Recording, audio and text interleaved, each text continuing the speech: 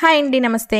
Welcome to our channel Lakshmi food creator. ఈరోజు మన ఛానల్లో ఎంతో టేస్టీగా ఉండే సమ్మర్ స్పెషల్ అయిన బటర్ స్కాచ్ ఐస్ క్రీమ్ని ప్రిపేర్ చేసుకుందామండి. బయట కొన్నదానికన్నా హైజీనిక్గా మన ఇంట్లో మనం ఈజీగా ప్రిపేర్ చేసుకోవచ్చు. జస్ట్ మనం ఒక ఇంగ్రీడియంట్ అనేది బయట నుంచి తెచ్చుకుంటే సరిపోతుంది.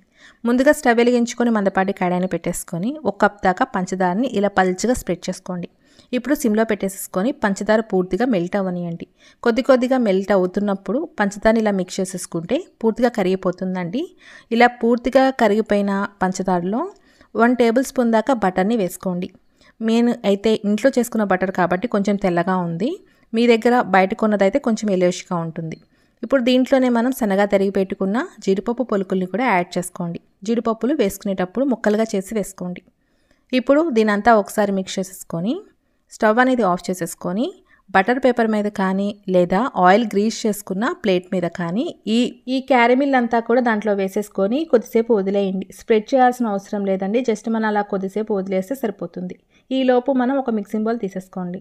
దాంట్లో 3 కప్పుల దాకా ఫ్రెష్ క్రీమ్ మిల్క్ని తీసుకోండి. ఇది మనకి ఏదైనా సూపర్ మార్కెట్లో అయినా లేదంటే బేకరీస్లో అయినా ఈ క్రీమ్ దొరుకుతుందండి. దీన్ని 3 కప్పుల దాకా వేసేసుకొని ఇప్పుడు బీటర్ సహాయంతో బాగా బీట్ చేసుకోండి. ఒకవేళ మీ దగ్గర బీటర్ లేకపోతే మనం మిక్సీ కూడా పట్టేసేసుకోవచ్చండి. జస్ట్ కొంచెం క్రీమీ స్ట్రక్చర్ వచ్చేసాక దీంట్లో 3 కప్పుల ఫ్రెష్ మిల్క్కి 1 కప్ దాకా కండెన్స్డ్ మిల్క్ని యాడ్ చేసుకోండి.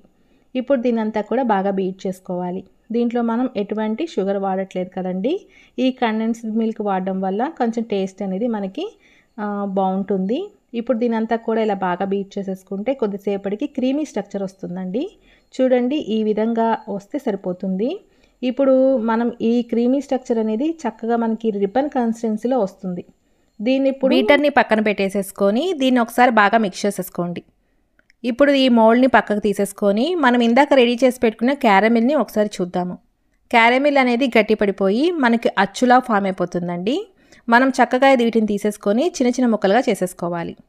ఇలా చేసుకున్న వాటిని మనం ఏదైనా పప్పు గుత్తితో కానీ ఏదైనా రాయితో కానీ చక్కగా పైన పేపర్ వేసేసుకొని చక్కగా గట్టిగా ప్రెస్ చేసేస్తూ మనం వీటిని పొలుకుల్లా చేసుకోవాలి.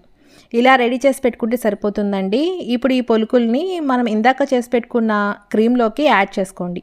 ముందుగా కొద్దిగా యాడ్ చేసుకొని బాగా మిక్స్ చేసేసుకోండి. దీన్ని ఇప్పుడు మనం ఏదైనా మౌల్డ్లో కానీ లేదా ఇంట్లో ఉండే క్యారేజీ స్టీల్ బాక్సుల్లోకి కూడా ట్రాన్స్ఫర్ చేసేసుకోవచ్చు.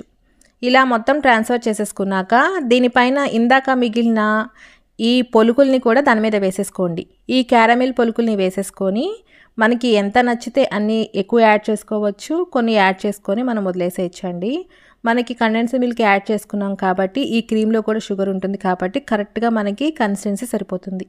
ఇప్పుడు దీన్ని 5-6 గంటల పాటు ఇలా క్లోజ్ చేసేసుకొని మనం ఫ్రిడ్జ్లో పెట్టేసుకోవాలి.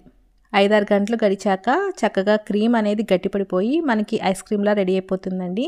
చూడండి, కన్సిస్టెన్సీ అనేది ఈ విధంగా తయారైపోయాక ఐస్ క్రీమ్ స్పూన్తో కానీ లేదా ఇలా గుంట గరిటెతో కానీ చక్కగా మనం తీసేసుకోవచ్చు.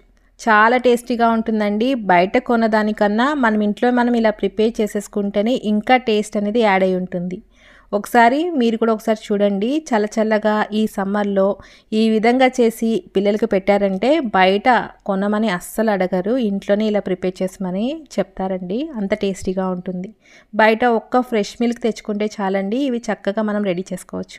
ఈ వీడియో చూసి మీరు కూడా ఒకసారి ట్రై చేసి ఎలా వచ్చిందో నాకు కామెంట్ రూపాన్ని తెలియచేయండి. మరెన్నో టేస్టీ అండ్ క్విక్ రెసిపీస్ కోసం నా ఛానల్ని చూస్తూ ఉండండి. నచ్చితే లైక్ చేసి సబ్స్క్రైబ్